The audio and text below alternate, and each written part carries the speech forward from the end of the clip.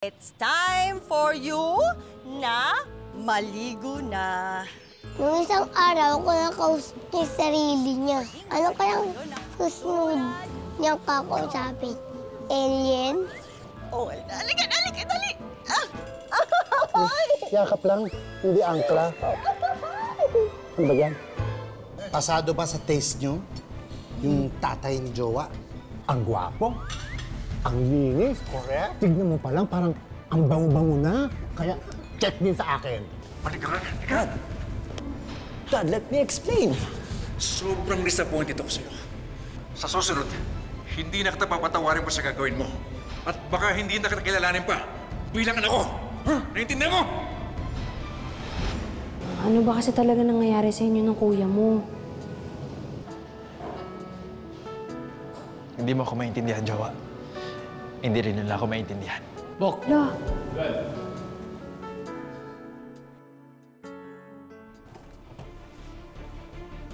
Ano to? Ano naman ito? Old pictures ni Dad.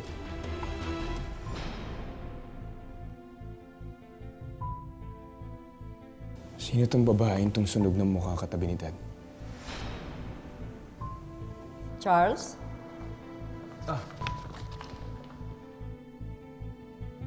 Tita Jo.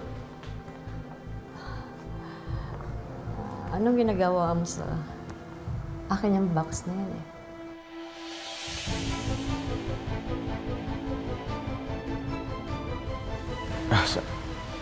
Sa'yo pala yan. I'm sorry. Yes. Akala ko kay Dad po eh. So, nilabas ko lang. Okay. No worries. Pero, ano ba hinahanap mo? Naghahanap kasi ako ng mga reports ng mga different maritime tragedies dito sa Pilipinas. Kailangan lang ako kasi ni Jowa sa report niya. Okay, sandali ah.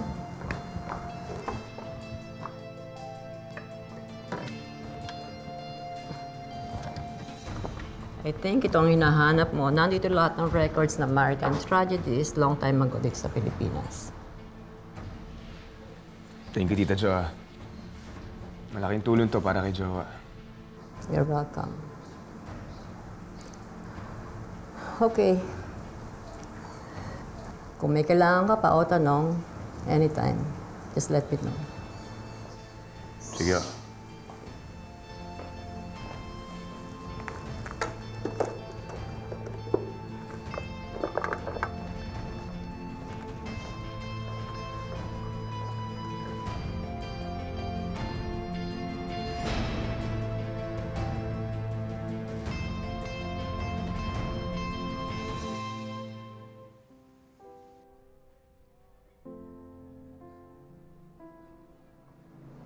Oh, bagets. Mukha yatang malalim ang inisip natin kaya aga-aga.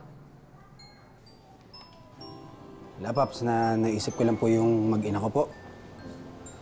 Naiwan ko na naman po sila sa probinsya eh. Wala, no choice, Paps. Kailangan ko magpatuloy sa pag-aaral, tsaka maghanap ng part-time para makaipon naman doon sa pinambayad namin sa ospital sa pagpapa-ospital ng anak ko.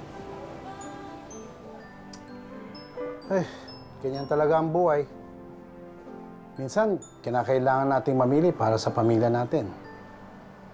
Eh ako nga eh, pinili ko maging ama para kay Jowa at kinalimutan ko ang pangarap ko para maging kapitan ng barko.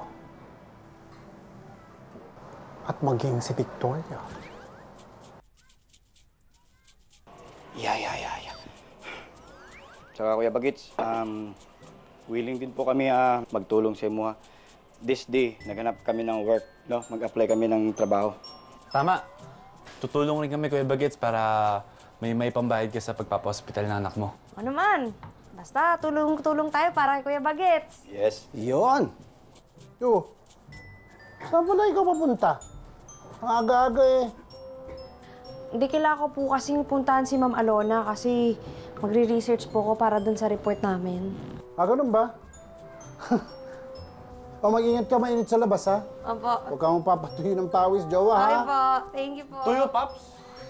Tuyo na naman ulam natin. Wala ba tayong kasawa-asawa man lang dun? Ambot sa'yo mo, no?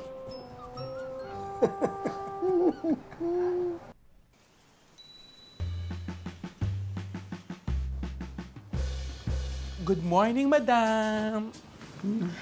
Ma'am Alona, si Joelyn biglang dapaho nasa labas. Gusto daw ho kayo ma-interview sa kanyang school project. Papasukin mo.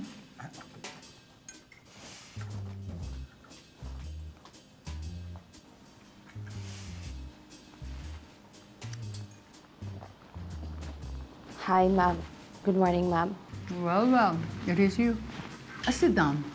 Come on, biglang tap. Thank you, ma'am. So, what can I do for you this early morning? Gusto ko lang po magtanong about po sa maritime tragedy po dito sa atin, since you are the first female captain in the Philippines. You're right. You came to the right place, the right time, and the right person to talk to.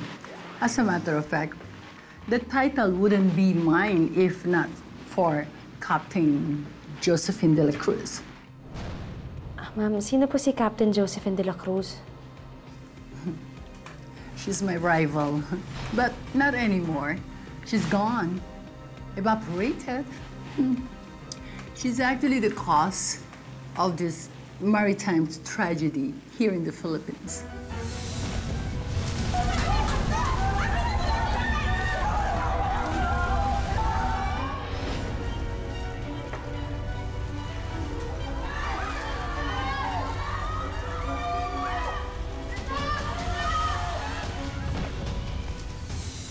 And, you know, it is actually, as a matter of fact, for me, as I remember, it's the biggest tragedy happened here in this country because of her negligence and poor monitoring. The ship was drowned, got fired, a lot of people died. And for that, that's how I became the first female captain here in the Philippines. Grabe naman po pala yung nangyari kay Captain Josephine de la Cruz. Poor Josephine. Gone too soon, so fast.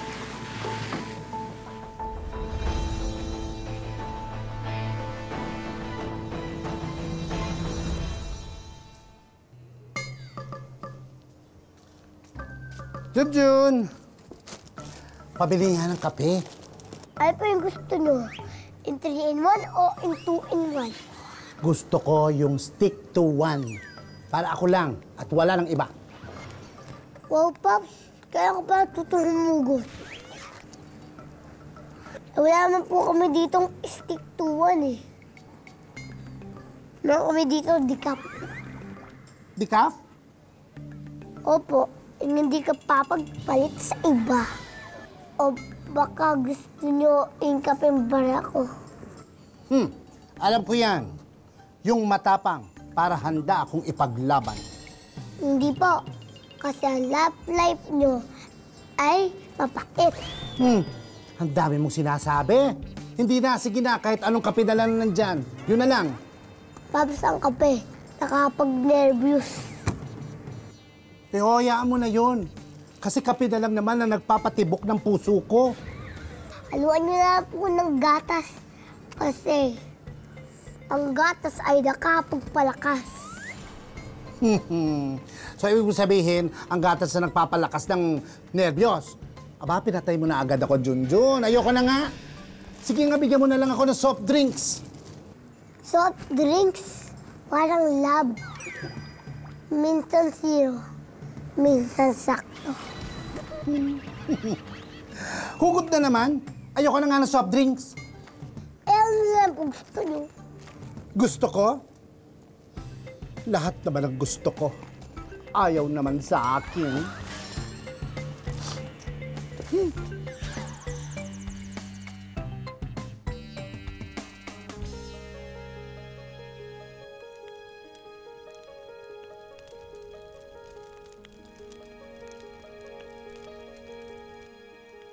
Joe, bakit mo sinusunog yan? Nakita ni Charles.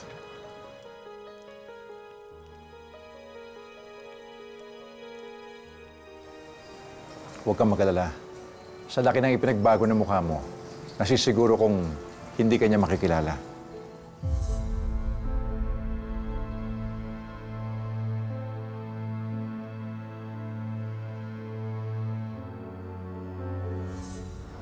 Sana lang, Steve, hindi ka na nag-iwan ng mga bagay na...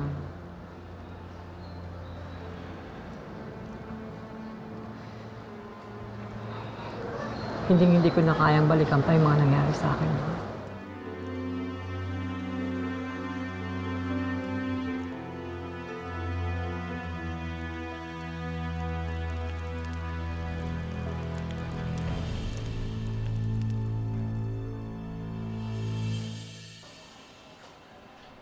Nim. Yan. Amador.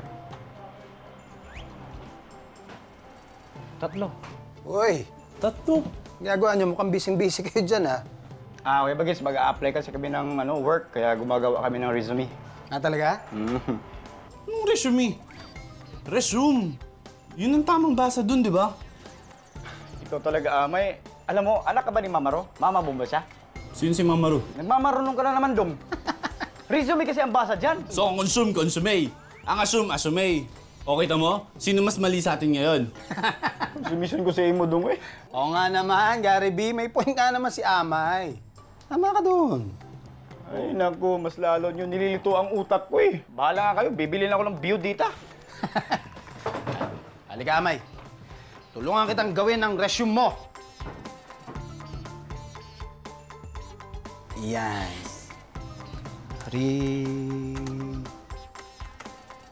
Yes. Hindi, Amadorita. Charles, salamat talaga. Alam mo ba, dahil sa tulong mo tsaka kay Ma'am Alona, mas napadali yung dapat na gawin ko. Jowa, maliit na bagay lang to. Kahit ano, basta ikaw. Alam mo, sigurado talaga akong taas ng grade ko. Sige, tulungan na kita magdikit. Ito. Oy! Ano ba yan? O yan, nilagay ko yan. Nilagay ko para sa akin ka lang dumikit. Ganun pala yun. Bakit? Ay! Nilalagyan mo din ako, ha? Oo. Nilalagyan mo din ako para sa'yo lang ako dumikit. Hindi kasi nilaloko mo ako eh. Isa pa nga, para sa akin ka lang din dumikit. Oy, ano ba yan? Hindi ako matatapos sa ginagawa ko Akin ka lang didikit, ha? Hindi na, sige. Hindi na. Tatanggalin ko na yan. Titigil na ako, ha? Para matapos na natin yung report mo. Charles, kita mo to. Nakita ko to, ayan o. Sino yan? Si Dad to, nung bata pa siya. Si Star Steve yan? Oo. Pogi, di ba? Oo. Yun nga. Oo nga. Meron naman. May resemblance naman ng konti. Pero yung kasama niya dito sa picture, hindi ko kilala kung sino yan. Pero ang alam ko, biktima rin siya nung tragedy noon. Ganon.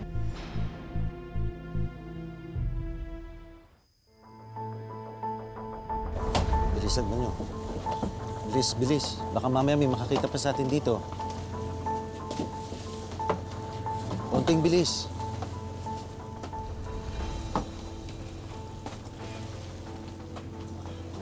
Ilan pa ba yung nasa loob? Konting bilis.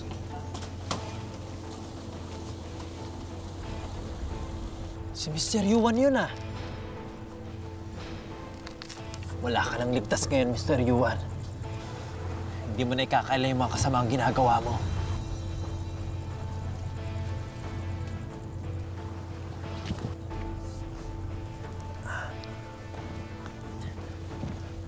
Pagtulungan niyo itong isang to.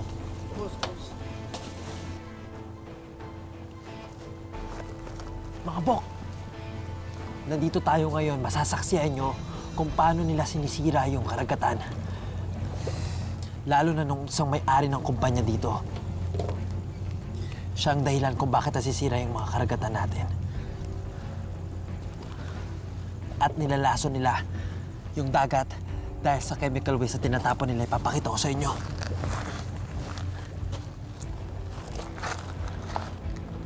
Yan, mga kabok. Yan yung dahilan kung bakit nag-iiba ang kulay ng dagat at kung bakit nasisira yung karagatan natin. Yung mga chemical waste na yan, mismo nanggagaling yan sa pabrika nila. Mismo nanggagaling yan sa kumpanya nila. Yung mga blue drums na yan, yan yung mga chemical waste, mga kabok. Napakatigas talaga ng ulo mong bata ka!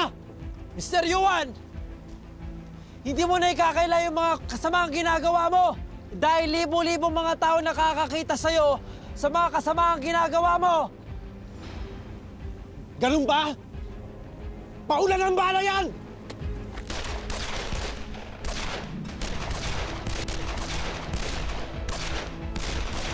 Sumuko na kayo at itaas ang mga kamay! Napapalimutan na namin kayo!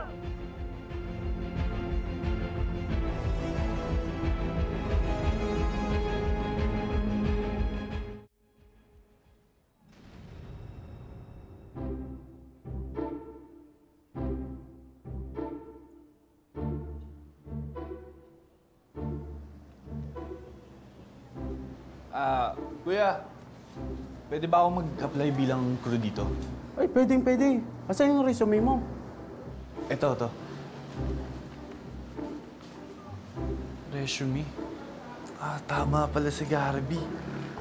Resume nga tawag dun, di resume. Ma'am Joy? Mag-a-apply po ng crew. Maupo ka, Iho. Opo. Ako nga pala si Miss Joy Conscious, ang may-ari ng Spagget House.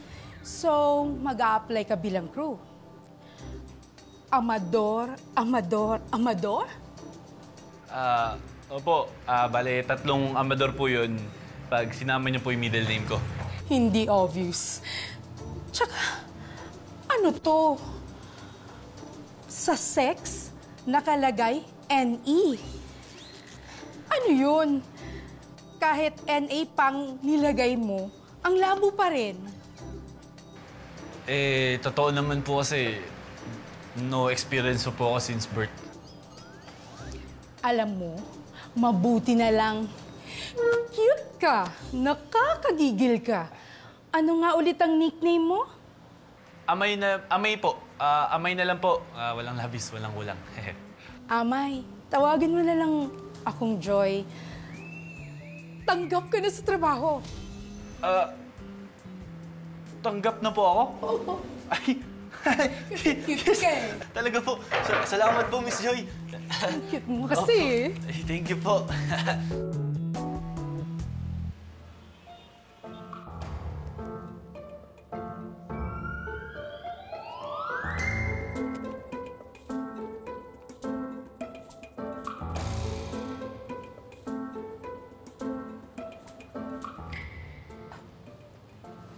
Hello.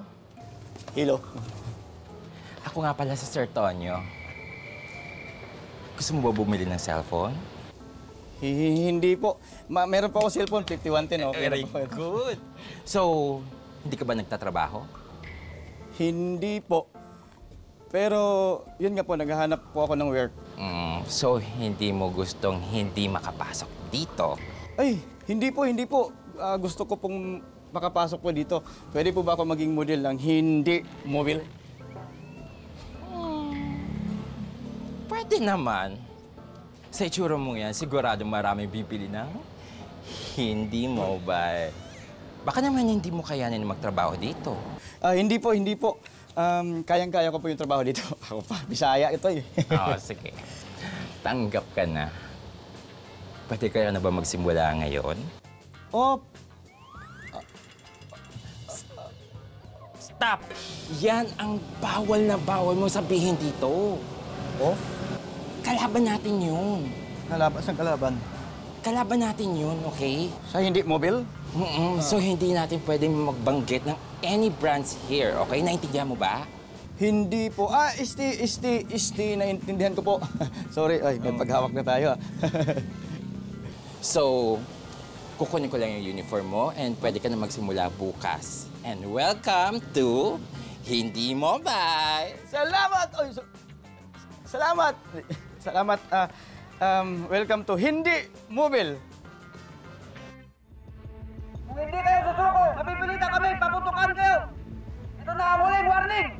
Hindi kami susuko! Pagbabarilin nyo yan!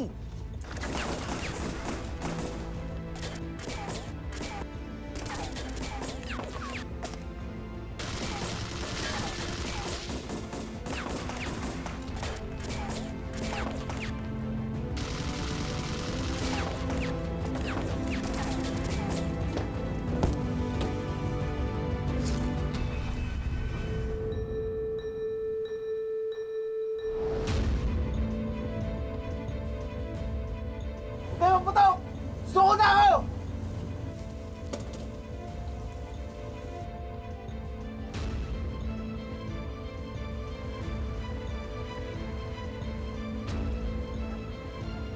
Mr. Yuan!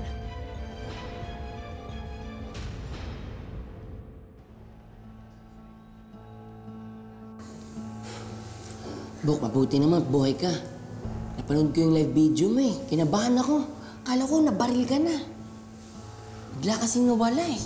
Oo nga, Bok eh. Alam mo, bait pa rin talaga ng Panginoon. Hindi niya ako pinabayaan.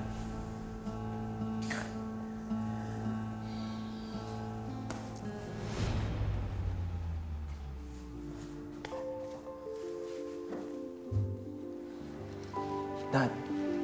Grant.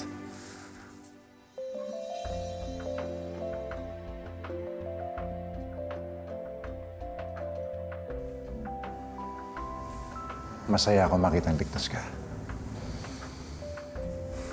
Nalulungkot ako sa sarili ko dahil hindi kita pinaniwalaan.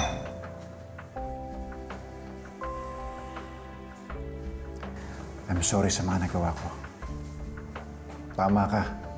Masamang tao si Mr. Yuan. Anak, sana mapatawad mo pa ako.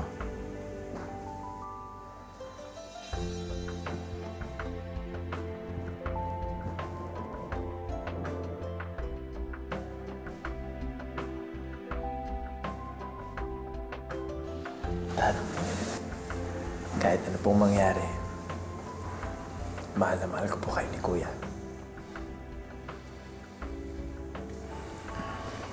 Salamat. Dad, hindi ko alam ganito pala kasama si Mr. Yuan. Sa lahat naman dapat, ikaw ang nakakakilala sa kanya. Kaya ako galit sa'yo, napag-isipan ko na masama si Grant.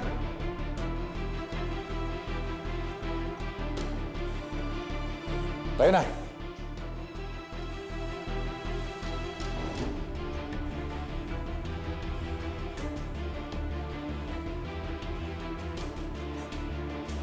Pati na naman kayo ni Dad.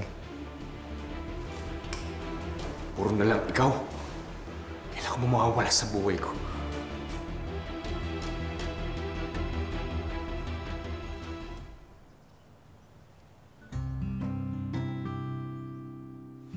Paps, pasensya ka na kung medyo natanggalan ako, ha? Hindi, okay lang.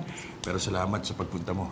Upo ka. Naku, isang mga nagawa mo para sa akin at saka kay Jowa. Nakakaya naman tanggihan ang imbitasyon mo. No, hindi naman.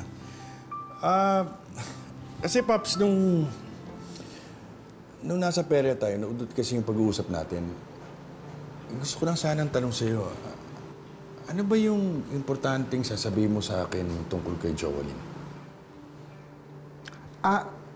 Oo, naalala ko na. Wala naman.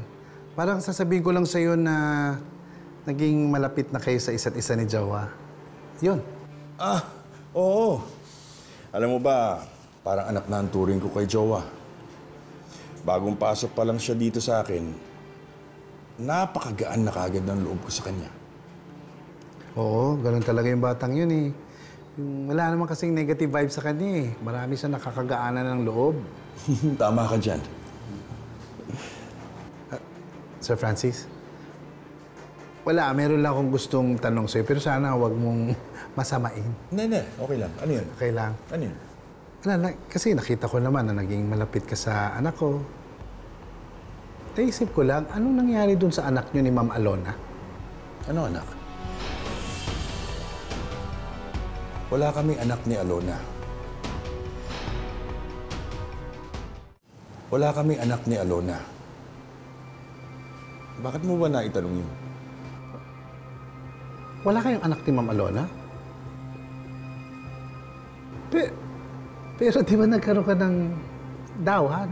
Ng anak noon? Oo. Ang pangalan niya, Princess. Pero... anak ko siya sa una kong asawa. Pero pareho na silang wala ngayon. Yung anak ko, namatay sa sunog. Yung asawa ko naman, kasamang lumubog dun sa barkong sinasakyan niya. Ano to? Nakakaloka ang twist. Hindi tunay na ina ni Jowa si Alona, pero si Francis ang tunay na ama ni Jowa. Grabe!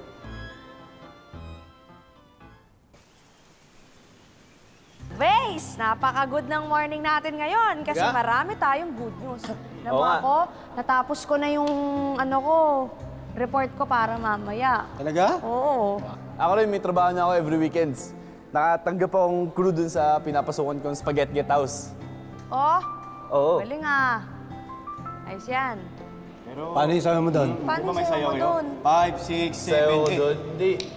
Oo, ganda yun. Pag may pumasok na customer, babatiin namin. Good morning, ma'am, sir. Tapos, get out!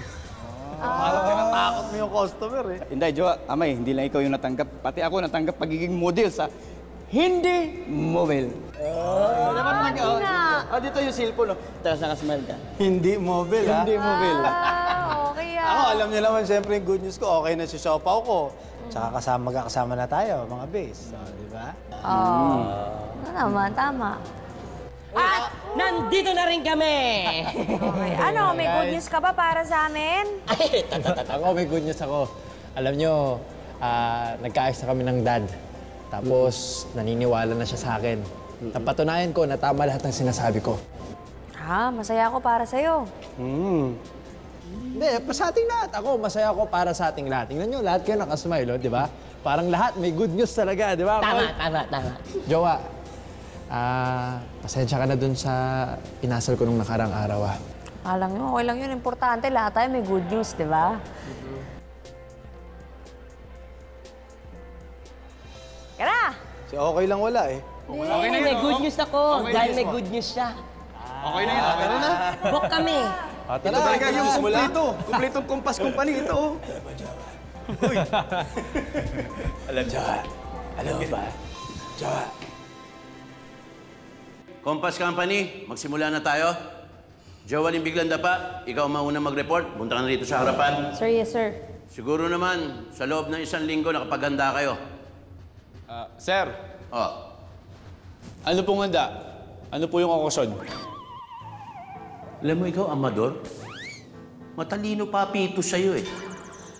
Pwede ba tumigil-tigil ka muna? Balato mo na sa akin tong araw na to? Oo nga pala, may bisita tayong espesyal. Let's all welcome Captain Alona Aragosa.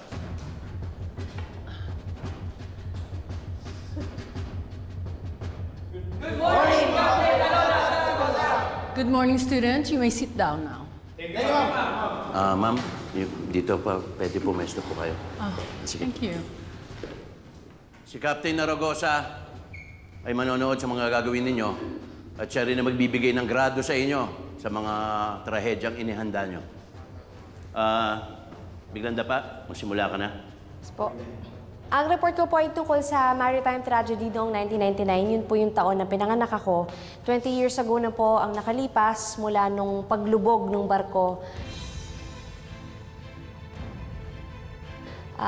Dahil po sa kapabayaan ng isang kapitan, ito ay nagngangalang Captain Josephine de la Cruz.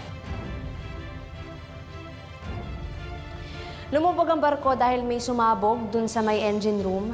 Maraming nakaligtas pero mas marami pa rin namatay at isa na doon ang bangkay ng kapitan na hanggang ngayon hindi pa rin natatagpuan.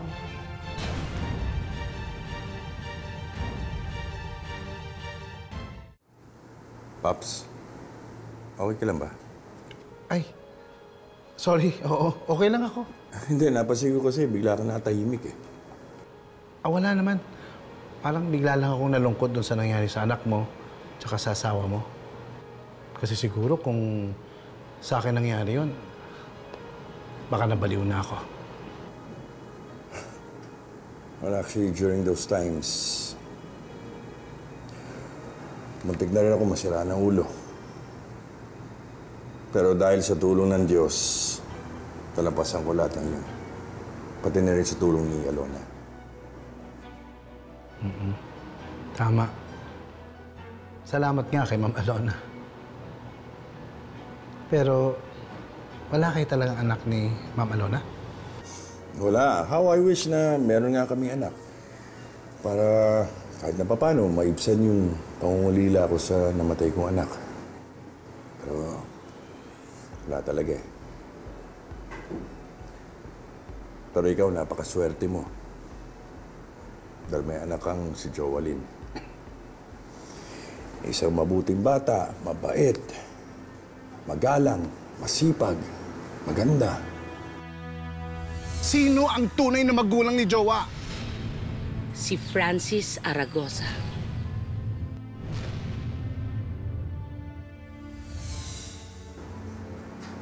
Congratulations sa'yo. Congratulations? Congratulations dahil kahit na mag-isa ka, napalaki mo siya na maayos. Napakabuti mong ama. Maliit na bagay. Pero salamat din na. Salamat din sa pagtitiwala at saka pagmamahal mo kay Jowa. At teka, nagugutom ka ba? Ganito. Hindi no. Diyan ka lang. Magluluto lang ako, ha? Salamat. I'll be back. Okay.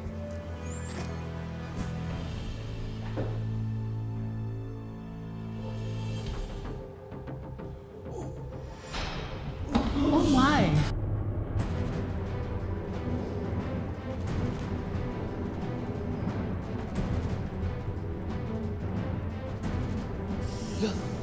Bakit po? Where did you get those photos? I mean, where is it? Where is it belongs? Where is it? Especially that ugly burnt face.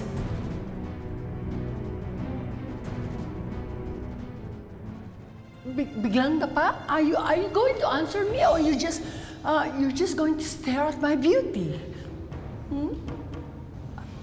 Ma'am, hindi ko po alam, ma'am eh. Hindi ko po kilala yung babae na yan. Ma'am, bigay po kasi sa akin yan ni Charles. Charles? Charles Altamirano po, kapatid po ni Grant. Huh? Tinulungan po kasi niya ako sa research ko po eh.